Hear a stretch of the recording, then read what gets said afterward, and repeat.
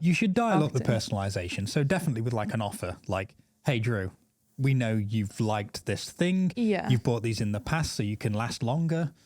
Would you like more? We've got a great offer on these tablets. You guys talking about those tablets? They got delivered here, Drew. We know about Why it. did you get them delivered here? That's right, guys. We've mixed up the intro to the BriightCast, but we still want to say welcome back to the very 6th episode of the very 2nd season of BriightCast. Yeah. Welcome back to you as well, Drew. Oh, thank you. Thank Couple you. of episodes without you. Yeah, and I hear they were the best episodes you've had as well. Who told Drew that? No. Everybody's been They're saying that. rubbish, mate. Rubbish, mate. Ignore the stats. I know the stats were good and everything. Ignore those. Don't worry about that. Just, They were just an rubbish. anomaly, that's all. Yeah, there's a blip. It happens in marketing Yeah. sometimes. But yeah, I'm feeling good to be back. I'm running on an average of 4 to 5 hours of sleep a night, which actually isn't that bad. It's not that bad. Yeah. I mean, you're riding the wave. The wave of tiredness Yeah.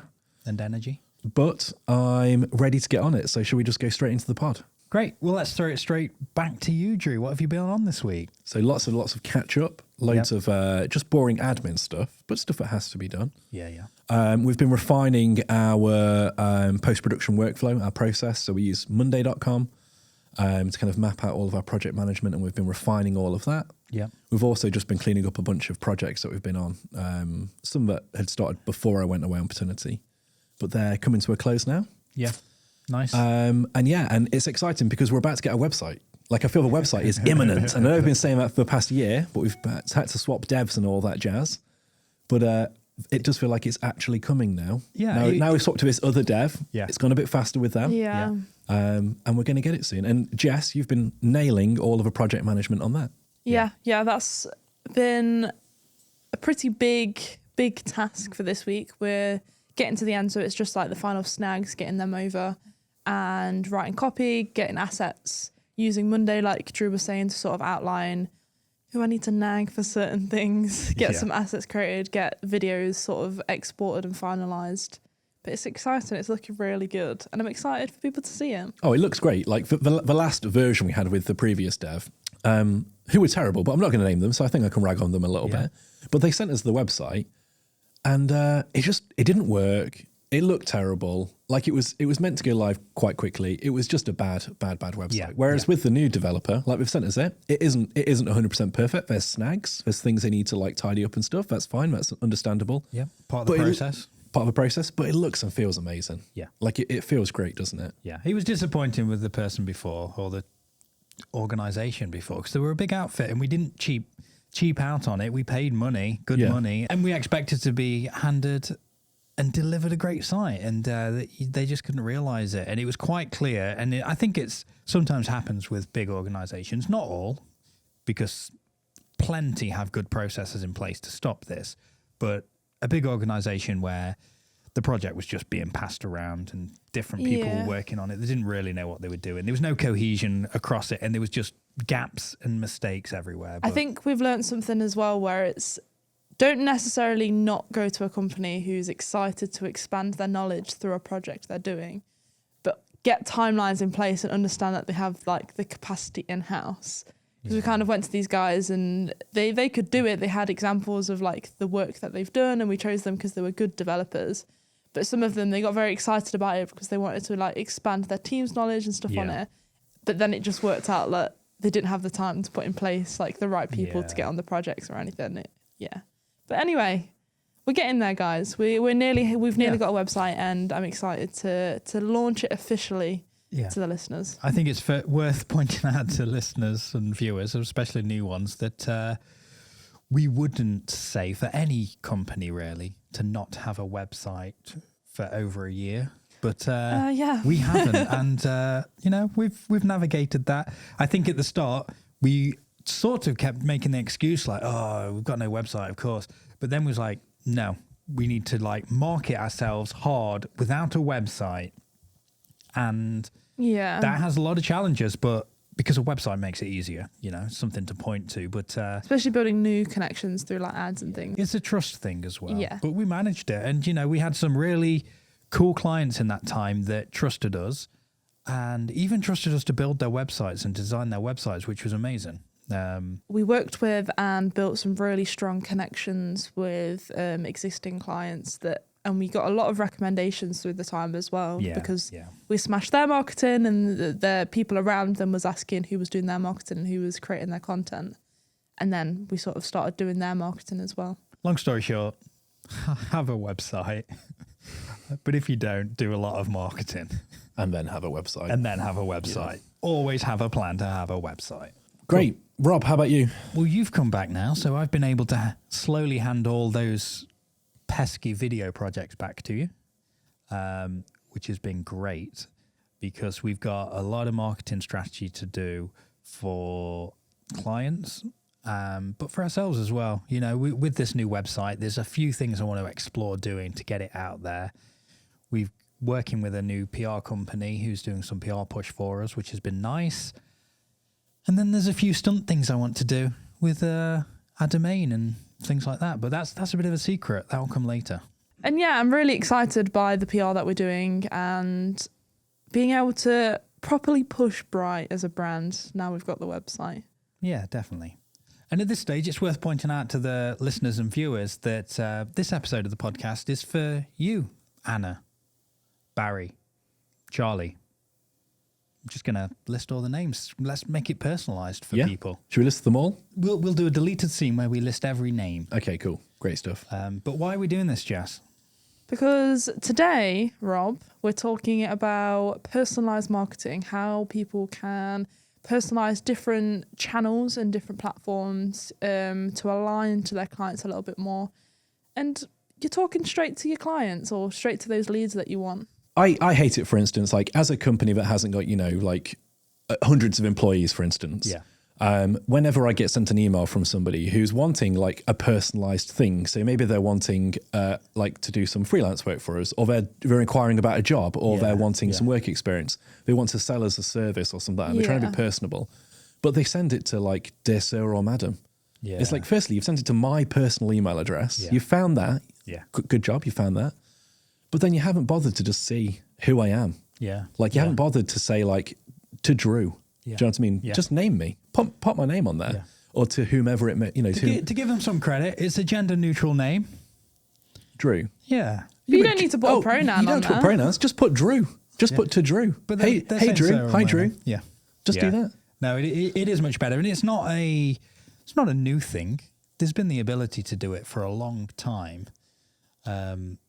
I wonder why they decide not to. Why do you think they decide not to do it? Is it because the rest of the copy just isn't personalized? I think, it's the one. I think everyone likes a personalized email, but at the same time, everyone does like two first name. Like it's in like MailChimp or whatever. It's like a tag that they put in. It will just pull the first name that they have on their list.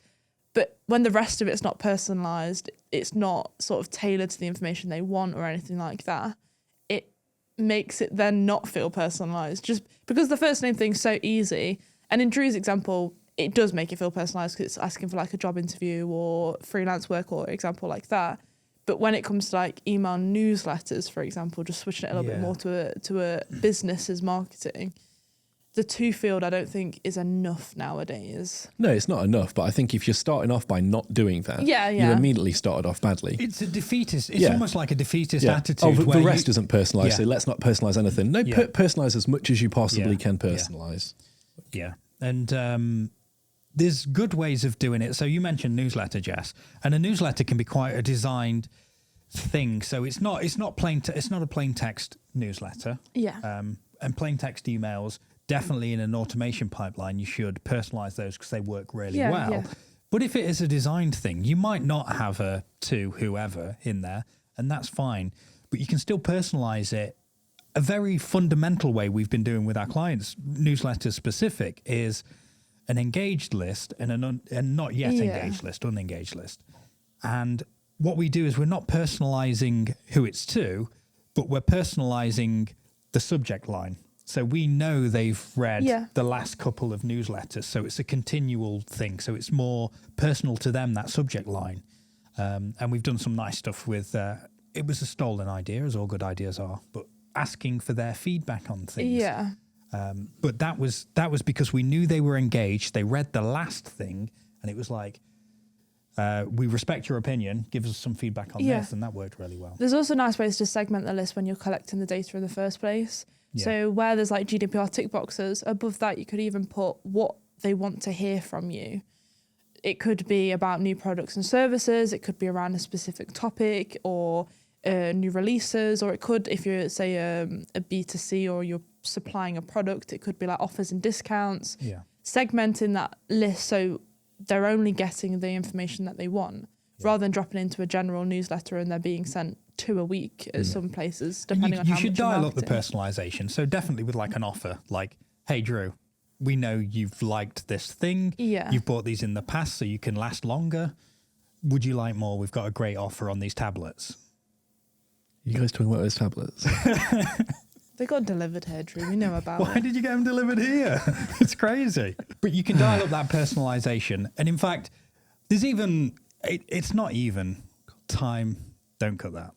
It's not even time like costly. You forwarded me one recently, didn't you? Yeah, and that's what got me thinking about this whole kind of like topic, really. Yeah. Because I got an email that seemed really personalized, sorry. It said like, hey Drew, blah, blah, blah. I went through all this stuff, basically trying to sell us like a marketing service. As a marketing company or as a video company, it's always funny when you get marketing or video things anyway. Yeah. So immediately it's not that personalized because they've not really done that much research into you. Yeah. But it said, I've made this personalized video for you to check out what we can do for you. Like rather than writing all this stuff down an email, here's a personalized video. Yeah. That's cool. I'll check it out. I hadn't checked it out at the time because I was on my paternity leave. So I just sent it to you. Yeah. And You couldn't listen to the video because your wife was screaming because she was popping a baby out, and you're on your phone like, oh, I just need to watch this. yeah, I was trying to ask the midwives for the password for the Wi-Fi, and they were like, "This isn't the time." But it says, "Hi, Drew, it's personalised." But I sent it to you, so I hadn't actually watched the video, and then I watched the video like a week or so later, and basically it's just them screen capping, going onto our website. Yeah. Just picking, going in random pages, It'll be a bot as well, just doing anything. this, Yeah, exactly. It could literally just be like an intern who's like, "Oh, here's your job," just to go through it. And it's like it could even just be like a 10-second thing that's just looped. Do you know what I mean? We just go through it, and it's got a message over the top of it, like a voiceover that isn't personalized at all, but it just starts off with similar language to a personalized part of the email. It's like, hey, so yeah, I thought I'd put this personalized video for you together. It's always you. There's never a name. There's never a company name or anything. So the services that you offer, never name the services that you offer. So it's really like, it's this personal email A little that bit sets vague, up this but personal, seems, exactly, personal video, but isn't personalized at all. And immediately I'm just like, it's rubbish. I don't like it now. Yeah. So like they've really tried to make this personal, and then they've just like messed up this last little bit. But I think that it was a noble effort. I think it was a smart thing to do that people could employ. But they just probably needed to follow it through a touch more. Oh, yeah, I will say, I didn't fall for it in a sense that I know it's not personalised. I know they're getting away with it not being personalised. I bet lots of people won't get that. It still feels nice, doesn't it? Yeah. So it's even just having the same script and just recording it. When you record the video, just recording another voiceover at the same time. And it could be not necessarily a script, but have a similar like guidelines where it's like, this is the problem we can see they're having.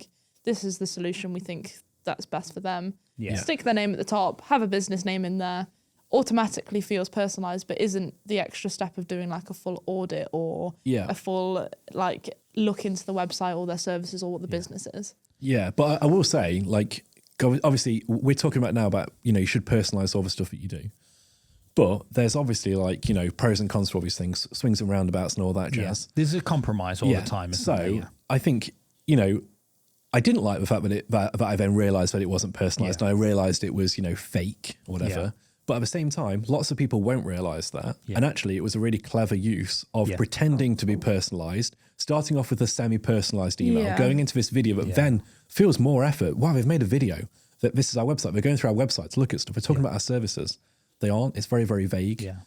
But it does, I think it definitely would work with a lot of companies. Yeah. And it's one of those things where you're throwing out this like massive net, and some people won't fall for it. I say fall for it, won't like buy into it. Yeah. But a lot of people will.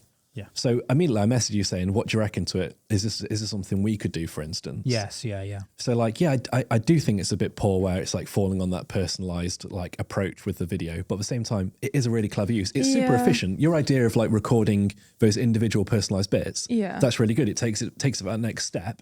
But is it worth doing that? Because spoke about more It's effort. scalability, isn't it? Because it's a real numbers game with those sort of outreach things. And it's easy to get a bit too protective and precious about it, but also a bit British about it, about casting that net so wide. I guess it depends on how valuable that ticket is as well. Like that's such like a cold sales email. Like if someone replies, they can then probably get more personalized. Yeah, definitely. Whereas if you're in like a pitch, for example, having something like that's personalized is essential. We spoke about it a while ago in terms of in our new show reel, having a space where we'd film a section. I think you mentioned it, Rob, where you'd film a bit for that company. It's like, hey, Joanne, like, great speaking to you. This is how we'd turn, you know what I mean? This is what we'd do for you or something. Yeah. It'd be the same show reel, but it might be 10 seconds in the middle of it where we'd create a gap for something to be recorded. Yeah, we drop some of their branding in and things like that. And it was my idea, but you made it personal to Rob by saying it was Rob's idea. Because I didn't realise. and that worked. That brought me into Yeah, it. Exactly, there was buy-in there. So that really worked in doing You knew that. it was your idea, but Rob wasn't sort of bought into it, so I heard needed my to. name Yeah. And you praising something, I was like, this must be for me. Yeah. But no, so that idea that we had where we were going to put in, like, it was basically we were going to film it in a really clever way, weren't we? Yeah. So we would never have to film it ever again. It would just be a voice, basically, a voieover, and you would just say that company's name. Yeah. And I think it's a really clever thing. I think we might still do it. We've not done it yet. I think we will do it. We will. But it was a really, really clever use of doing it. And it was a way where we tried to make it as scalable and as efficient as possible. So we could quickly churn that out. All it would take is quickly going onto one of these mics down here, saying that company name, going upstairs, done. Yeah. You got it. Really, really good. So I think it's just one of those things where it's like, how personalized do you need to make each thing? Yeah. What's the effort to do that? Is it worth doing that effort? When you said, is it a British type thing with like, you know, that kind of like cold call, big wide net, that type of thing. I think it's just, you're always saying it, just ABT, always be testing. Yeah. Just test it out. Just throw that super low effort wide net out. Yeah. Minimal personalization. Yeah. Then try one with more personalization. You know, track the time it took to do each one. Yeah. Was it worth it? How many leads did you get off the really personalized one? Yeah. How many leads did you get off the not very personalized one? Yeah. There's a great company, and I say great in terms of personalization, not really in terms of the company. And I brought their book. It was something like, I'll get the name wrong, sort of on purpose. I can't quite remember it, but it was something like sell the shit out of yourself or something like that. And their personalized follow-ups were great. What they did nicely was you purchased the book and they had an offer. It was like just pay for postage, but postage was like 20 quid or whatever. And you get the book. Then they go to a video and it talks about how to use the book. But you've already put in your details. So it's like, hi, Rob, thanks for getting the book. Here's how the people who have had it before you have really used it to generate 7 billion worth of sales in a week. And at the time, we could have really done with £7 billion worth of sales. So I was like, yeah, this is the right book. We still could. We're doing all right. And their follow-up is relentless because they've got lots of add-ons. And I haven't unsubscribed from it because I want to sort of learn from it because it's so good. It's such like the headlines is just a real like personable but storytelling process. And I think, and not do it to this extent, but I think a lot of people could benefit from that. And it's automatic. And you mentioned earlier, as soon as someone starts responding, then it could go to a more manual thing. You could personalize it more or make the call. Yeah. Automated emails are something that we've implemented quite rigorously with some of our clients, where it's as soon as they download an ebook, don't let that lead go for, say, a month. Yeah. And as soon as they open something else and maybe sign up to another newsletter or an event, they then drop into another automation. So it's kind of, you're always marketing to them, but not in a sales way necessarily. It's plain text, it's personalized to the person and personalized to the content that they downloaded. So say if they downloaded an SEO guide, for example, we might recommend more SEO blogs to them. And then it'd be case studies of how that company has helped businesses with SEO. Then maybe a video one, how to implement SEO yourself, maybe then further articles. And then at the end of it, if they haven't clicked on any of those things, it's then linking them back into another funnel. So it might be, you liked SEO, maybe you like PPC or something else. To some conclusions.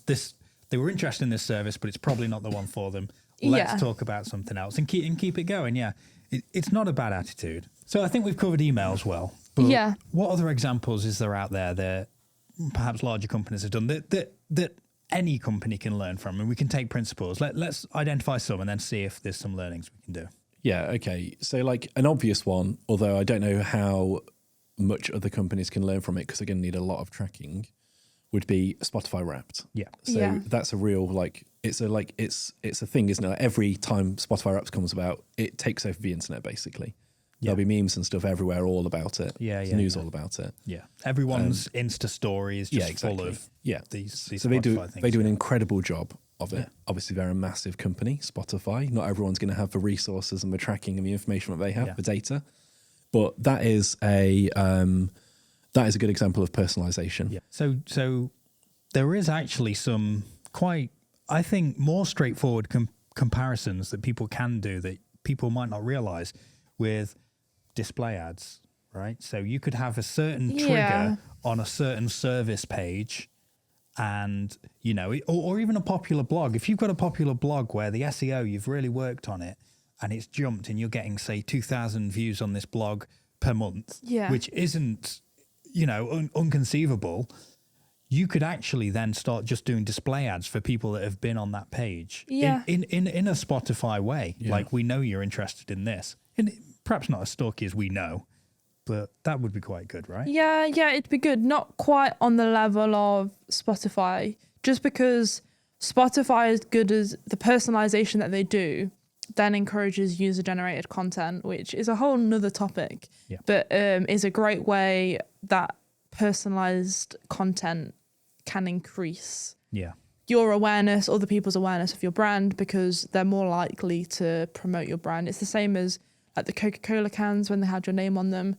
That the only reason really was so people take a photo with their name. It was like share it with a friend, other people share it. It's then free marketing for Coca-Cola basically on a mass scale. But the same type of thing would be remarketing ads for certain content, having them a little less salesy, where it's like, come and buy from us. It might be linking to other bits of content. We know you like this service, or you've watched this video, for example. Might also be a YouTube true view. You've read this blog, watch a video on it or something like that, or listen to a case study we've done on a certain service. So there's definitely ways people can include the same sort of idea as that, the same sort of use of that data. Referencing, Spotify referencing songs you've listened to. This might reference blogs you've read, for example. I think that's a good example of like people who you're marketing to still try and get them. But also, I don't think we should forget about being personal to clients we already have. So there's you could do, obviously, I think, is it like Tesco or Sainsbury's or something?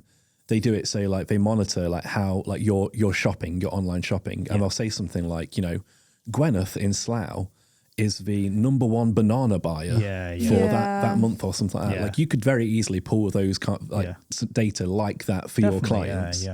So, for instance, we do a thing when people pay on time or early, we plant a tree for them. So we could be saying, you've planted these trees, or whatever the length of that tree would be by the end of that time. We could add all those up and say, with these trees all added together would get you to, I don't know, the moon or something like that. Obviously, no one's quite paid that many invoices to get there, but something like that.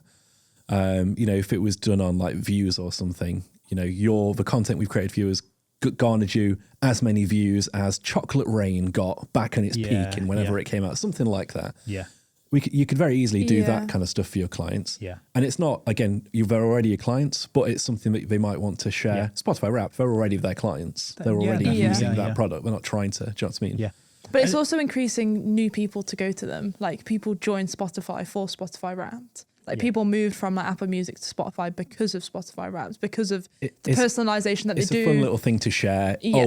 I've not got Spotify. Oh, I might get Spotify. It's part of that community as well. Like you see everyone doing it, and you want to be part of that community. Spotify also create like the playlists that you listen to, like your daily mixes, your release radars. They create personalised things for you. It could be like that for clients, where it's like for maybe a company that's selling products, you've brought X amount of these things. You may also like these things, or like you've brought 1,000 pencils. Why not buy rubbers or sharpeners or a pencil case to put them in, like things that go around that product that's like upselling but personalised upselling at the same time. Imagine buying 1,000 pencils and not buying a sharpener or not buying a rubber. How confident are you? Yeah. 1,000 pencils. Yeah. They're just being It's crazy. Unethical with their pencils, aren't they? As soon as one snaps, they're starting another one. Well, it was just today, Jess, I found that you had a pencil sharpener, because up until then I was using pencils till they were blunt because it's more environmental, but then I was just throwing them. You know, it's a full pencil left. I had a sharpener, Rob. Come on. And we plant trees. That's the crazy part. I think... but there's also a smart thing I came across recently. So you mentioned, Drew, existing clients. Yeah. But there was a client of ours, but it wasn't from our advice, but it's really well done, is they do some webinars and they've started to get real momentum with them. And we do the marketing for the webinar, so that helps. But they've started to get real momentum with them. And what they've been doing is a follow-up post where people who contribute in the webinar, so not actual clients, but prospective ones, they note them down. They note what they've said that's of value. And in their thank you list, they've sort of put their names in. So it might be, hi, Drew. Oh, it was really great when you challenged us to, validify this point in this way and stuff like that. And they did a big post and tagged all those people in. That post did really well. And it was personalised, brought them into the community as well, which was really nice. That was smart. So I think something people can do if they're doing any sort of webinars. It's low effort, isn't it? Is thank those people who are contributing to live webinars when there's a bit of back and forth. Personalisation doesn't always necessarily mean it has to have your name in it either. It could be personalised to certain personas if you can't go as granular as their names. Yeah. So for things like landing pages or social posts, obviously you can't put everyone's names in it. Otherwise you're just going to end up with the brackets F name in it sort of thing. Yeah. It could be from your ads that you have different landing pages targeted to your personas. So say you're an estate agent and you're running ads, the keywords that are on like first time buyers, like looking for things, it'd be landing on it like stressed about buying your first home. Yeah. Let us take like some of that away. Let us help find your perfect home. It's personalising it with the subject matter, isn't it? As well, yeah. It could be the same landing page across 5 different things, but the first like title's different. Like the copy you're putting into it is slightly different. Like the things you're aiming to, the pronouns that you're using, the way you're discussing these topics might be different. So for a first time buyer, they might not know things like stamp duty and things like that. Whereas someone that's bought 5 houses already, to a landlord or a buy to let person, I get a lot of age stuff on Instagram, trying to sell me life insurance. It would just mention my age constantly. Yeah. I have, Joe, is it poly.com, where it's like just women's life insurance. They're doing a huge push at the moment between like 18 and 27-year-olds or something, where it will have that age bracket and it has like micro influencers or like lower down celebrities, like people off like Coronation Street and EastEnders and stuff. Like them talking about like the importance of having like life insurance. Yeah. But it's like targeting specific like age ranges to make it seem. What's the age range? Like 18 to 27? Yeah, you fit it. You fit it. No, there's an ad recently and it's... who is it? It's like an ex-footballer, but I also think it might be Idris Elba. Was it Dion Dublin? It's not Dion Dublin. But they go, 39-year-olds need to get life insurance. Oh, I keep seeing one. I thought it was like Tyson Fury or something who was doing it. Oh, no, it wasn't him. But 39-year-olds, and immediately my ears prick up because I'm like, in 10 years, I'll be 39. I'm 39 now, guys. But that's the smart way of personalisation. I don't know how you can do every single age in that way. They've probably just looked at a certain persona type and they're like, well, let's just pick a number. Yeah. Because it'll hit that person eventually. It's probably also looking at like 39, they've probably got kids. Like thinking around like that age, not to generalize people on the accomplishments they should have at certain ages. The but lower back starting hurting, their knees are hurting, so they're like, I'm getting old now. But they might have. We're also shitting it about being 40, turning 40 as well. I mean, life insurance people want to get you early, don't they? It's more money as well. Yeah. So going for 30-year-olds. It's 20-year-olds, you think you're invincible. 30, you're like, oh, fuck. Yeah. It's the main thing, like 18 to 27 was like your life insurance cheaper. Like if you get it now and have like a 10 to 20 year plan, like get it now because it's cheaper than if you get it at 40, 50. Like do you have the life price insurance? Yeah, because I've had to because the house. Oh, okay. Do you have life insurance? Yeah. What was the sort of turning points for making you get it? Was yours fatherhood?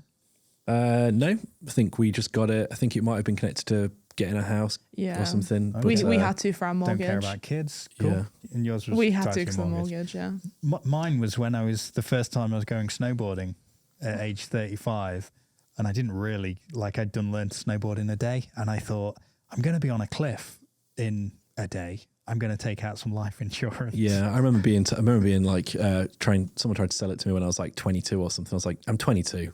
Yeah. I'm living forever, baby. Yeah. I'm never dying. Also, if you die at 22, I got nothing or no one. Oh, don't be like that, guys. I got nothing or no one. Not now. Don't be like that, guys. Now. I got people and everyone. So you're saying if I died right now, no one would care? How old are you? 22. Oh fuck yeah! No, you got a partner and a dog in a house. I don't have a partner or a dog in a house. I don't think. Yeah, but don't test me on the maths there. So we spoke about a lot of ways people have personalized content, or people could.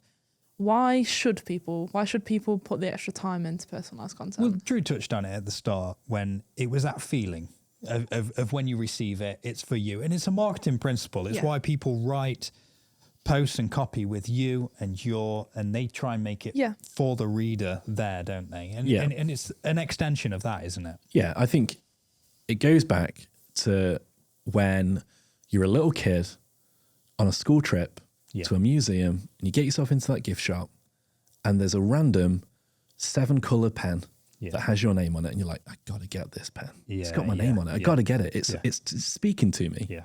Even though it's speaking to everybody with that name, not just you, but you got to have that thing. Everyone likes a personal approach, don't they? Definitely, yeah. And you see it, there's a disappointment if your name's Bart and there's no Bart ones there. It's just Bart. It's just Bart. Yeah, for some reason.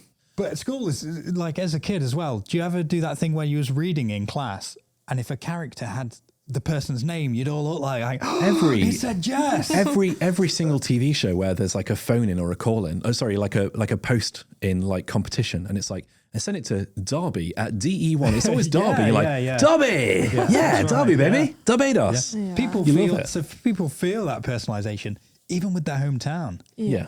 You mentioned the Tesco thing, and I think it was Tesco or was it Asda, but they used to do it for the town, didn't they? They would say like, I don't know, Rugby are the number one buyers of soft cheese Philadelphia, right? Something like that. Yeah.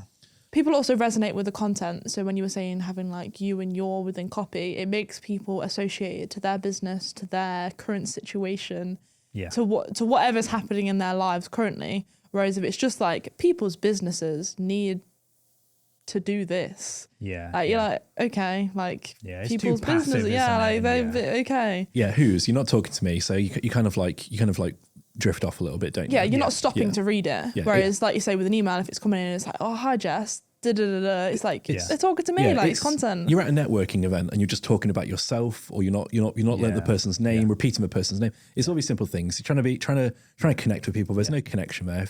If you're using someone's name, using like information about them that hopefully you've not hopefully you've learned it in a good way, not just stolen some data or something. But using like information on them to like connect with them is a massive thing. Yeah. So we've spoken about like why it's important. We've spoken about some examples, but we've seen. Yeah. Like what tips would we give companies out there then, SMEs, on how to connect with people in this personal way? I think if you've got the technology, so if you're doing any sort of newsletter thing, you've probably got the data and you've definitely got the ways of making it personal with that. Avoid at all costs even if you're prospective emailing, sir or madam, to whom it concerns, because you don't want that formality there anyway. If it's also that general, just drop it. Like, does it need on a newsletter, a design newsletter, does it need it? Yeah. If you can't put the to field in because you don't have the data for people's first names, just drop it. Like, it doesn't need it there. And then because we touched on them earlier, but if you haven't got the data or the resources to do that, then it's about how to personalize the language or the topic to that person. So we spoke of, the subject lines, if you've segregated your audience for email campaigns. We spoke about if you're doing any sort of conversion tracking on a website, so you're able to remarket to them, or if you're doing competitor remarketing, so they've been on the competitor's site, that information so you can personalize their experience that you're aware of in your copy and your ad as well. So that's a smart way of getting around it as well. Yeah. And I think as well, whenever you're doing any amount of personalization, there's more work involved with making it personal, which is why a lot of people don't make things personal. It's less work to just send out to whom it may concern, whatever, to Sir, Madam, whatever. So weigh up the pros and cons of the personalization. Yeah. So again, going back to what we said earlier, just test it. So let's say you've got a newsletter that you're putting out. Just test the amount of personalization you've got in there. Yeah. Let's say you're just doing like some kind of cold emails to companies, test the amount of personalization in there. Yeah. And then spot some opportunities to take personalization to the next level that people might not expect. We mentioned having a show reel where we do a thing where we draw back and include the person. But because of the time effort, which you also mentioned, that would come later on in the funnel. We would only really do that once we've had a conversation with the person, and it might be that video included in part of a follow-up, a great to talk to you, here's something, and we'll prepare, our offer or something like that. That was a great app. And I know it's going to connect with people because I know the listeners and the viewers have enjoyed the past ones. And that's why we put this special podcast together just for them. So I guess we'll see you in those episodes. Bye.